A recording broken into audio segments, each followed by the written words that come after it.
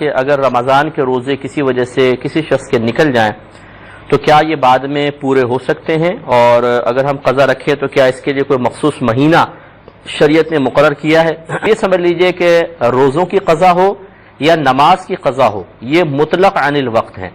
ان میں کسی وقت کی قید نہیں، یہ مقید بالوقت نہیں ہوتے، اور ادا ضرور کرنے چاہیے، کیونکہ نبی کریم صلی اللہ علیہ وسلم کی بعض صورتوں میں جب نماز قضا ہوئی ہے، جیسے غزوہ خندق میں آپ کی کچھ نمازیں جنگ کے دوران نکل گئی تھیں تو آپ نے فوری طور پہ ان کو قضا فرمایا ہے۔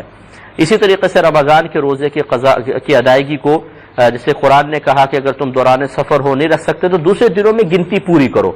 اس کا مطلب یہ ہے کہ ان کو پورا کرنا چاہیے، اور جب آپ پورا کریں گے، قضا رکھ لیں گے، گنتی پوری ہو جائے گی۔ تو یہاں پہ یہ ضرور ہے کہ رمضان کا روزہ چھوٹا تو آپ اللہ تعالیٰ کی بارگاہ میں توبہ کریں گے، اگر کسی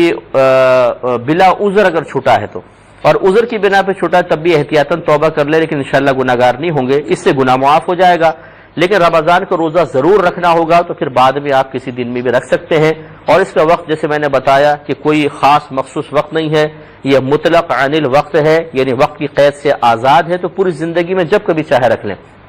لیکن فقہا ضرور فرماتے ہیں کہ زندگی کا کچھ پتہ نہیں کب ختم ہو جائے، لہذا جیسے ہی موقع ملے جتنی جلدی رکھ سکتے ہوں ضرور رکھیں، اور بعض نے کہا کہ اگلے رمضان سے پہلے رکھ لیں، یہ بہت ہی افضل ہے۔ لیکن یہ خیال بھی غلط ہے کہ اگر آپ نے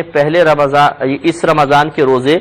اگلے رمضان سے پہلے نہیں رکھے تو اس کے بعد اگلے رمضان کے روزے صحیح نہیں ہوں گے، یا اس کے بعد پھر قضا نہیں کر سکتے ہیں، دونوں غلط ہیں۔ اگر خدا نخواستہ آپ ادا نہیں کر سکے پورے سال میں، ابھی بھی روزے باقی ہے، تو اگلے رمضان کے روزے بالکل صحیح ہو جائیں گے، آپ رکھیں، اور اس کے بعد پھر اس پہ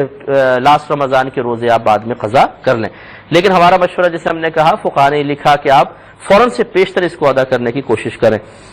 ایک بہن